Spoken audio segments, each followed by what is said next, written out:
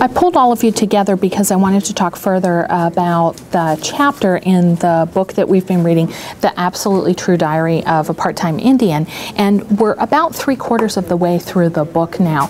And I know that you just finished reading this chapter, Valentine Heart, and several of you have a copy of it or have a copy of the book in front of you. This chapter is a really powerful chapter, and one of the things that I noticed when I was reading was the protagonist, Arnold Spirit, really coming to some understandings about himself. So our conversation this morning is going to be about what you've noticed in that reading.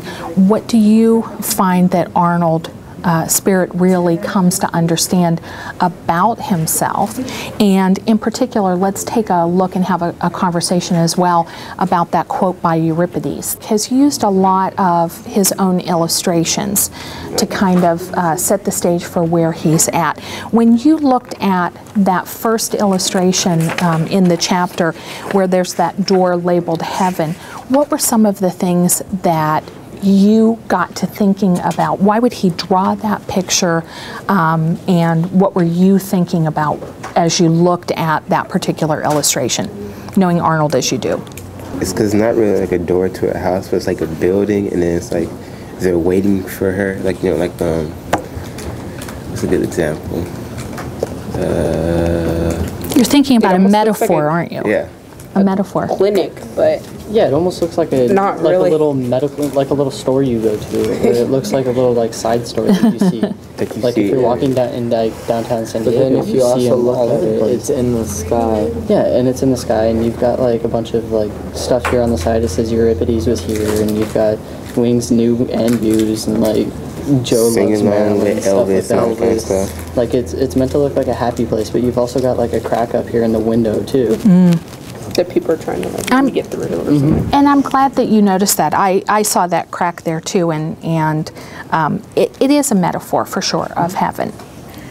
But in the same regard too, like I know as a reader, I would never expect that there would be a crack in a window. You always think about, oh, the doorway to heaven, it would be perfect and it would be beautiful. And he's not illustrating it that way. So I'd like to know some more about what you're thinking about, especially now that you've read the chapter.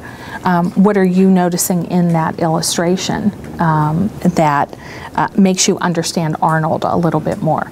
I think this is how he sees it. Yeah. Like that's how he sees heaven. Oh, for sure. He doesn't see it as like This a perfect golden, little place. like awesome place to go to. He sees it as like, okay, it's no big deal. It's It just just looks another like place. any other store or whatever. And like, I mean, that crack especially, like that just shows like, okay, it's got some damage done to it. But talk some more about that, Celeste, because I agree with you. I think that there's a literary idea that's there as well, that he would talk about grandmother's spirit.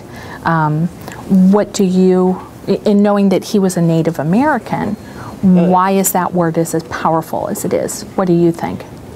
Because more of the spirit, they look more towards spirit. There is like, especially with religion and stuff like that, they look higher to spirit. Well, one that it's actually like it is a spirit to him, and I mean it is his grandmother's last name. Let me draw your attention to something that one of you had mentioned earlier in that illustration. That tagging down there about Euripides was here, and I imagine that when you first looked at this, before you read the chapter, that really didn't catch your eye. But now that you've read the chapter, you know that he's quoted Euripides in particular. I'll start up at the top of page 172, just so that we can get to that quote. He's had a lot of loss in this chapter. He's talked about the death of his grandmother, of course, that we saw in the illustration. And then he had just finished describing a tragic and violent death where one friend, they were both drunk. These were adults that were in his family. One shot and killed the other in a drunken fight over something stupid. And so he goes on to say, I hoped I could find more cartoons that would help me, and I hoped I could find stories that would help me. So I looked up the word grief in the dictionary. I wanted to find out everything I could about grief. I wanted to know why my family had been given so much to grieve about. And that's a really powerful statement that he's made there. And then I discovered the answer. And of course, as you read that illustration, you see that he's really being, a bit of a wise guy about his definition. It looks like a dictionary. It looks like a dictionary. And dictionary. He butchers the word dictionary. He absolutely butchers the word dictionary. And Celeste, you were just saying that that one of the phrases in there, that your macaroni and cheese tastes like sawdust. Let's talk about that sensory image, because he's really drawing on a sensory image there. How does that sensory image connect with this idea of grief in particular? Why does he use that? What do you think as an author? It's like he's saying that even the things that everybody loves, like macaroni and cheese, doesn't even taste right. Like food doesn't taste right, flowers don't smell the same way, like stuff just doesn't make sense anymore. Certain things don't feel right. Yeah, that everything is flat in particular. Wolfgang, I'm wondering what you're thinking about that as well. I know that Micah said that everybody likes macaroni and cheese, and he specifically chooses a food that would commonly be liked. What are your thoughts about that sensory detail and that connection to the word grief? Oh, I was just thinking like the same thing as Micah did. He chose things that people like to describe grief, how like it tastes like sawdust instead of the deliciousness of macaroni and cheese. Sawdust doesn't taste very good. No, it really doesn't. Can't you just kind of feel that in your mouth, like even as you're reading that word? Keep going, because I want to get to that quote by Euripides. Okay, so it was Gordy who showed me a book written by the guy who knew the answer. That's how he explains his pretty wise guy definition of grief. But then he turns serious with that, and he says, it was Euripides, this Greek writer from the 5th century BC, a way old dude.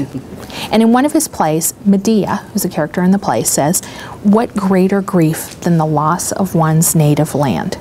I read that and thought, well, of course, man, we Indians have lost everything. We lost our native land, we lost our languages, we lost our songs and dances, we lost each other. We only know how to lose and to be lost. So let's hang with that quote right now, because at this point in the book, we're looking for that time, that climax in the story where we're really getting to some powerful truths. And here is Arnold's spirit, a 9th grader, who suffered a lot of loss in his life, and especially very recently in the chapter before. And now he's quoting Euripides. And Celeste, I'm going to pose this question to you. Why do you believe that he chose that particular quote? I think mainly it's for closure for him. So like grieving is eternal as like pie. Trying to find the square root of pi. It just keeps going and going and going. Not apple pie. So 2,500 years later, the idea of loss, that sense of loss and that sense of grief, your culture, your language, your land, the people that you love around you, is as painful 2,500 years ago as it is today. And that's the place where Arnold has gotten himself in this chapter, is understanding that my life is not just a moment in time, but that I'm connected to the generations across time as well. That's the place that he's gotten to. As a Native American in particular, it's ironic that despite his experiences, it took the loss of some people in his life to get him to that place, which is a central idea around Native American religion in particular. What we're going to do is finish up the book. When I meet with you again, we'll talk about where Arnold goes from here. and we'll meet again in a couple of days and finish up the book as well. Thank you.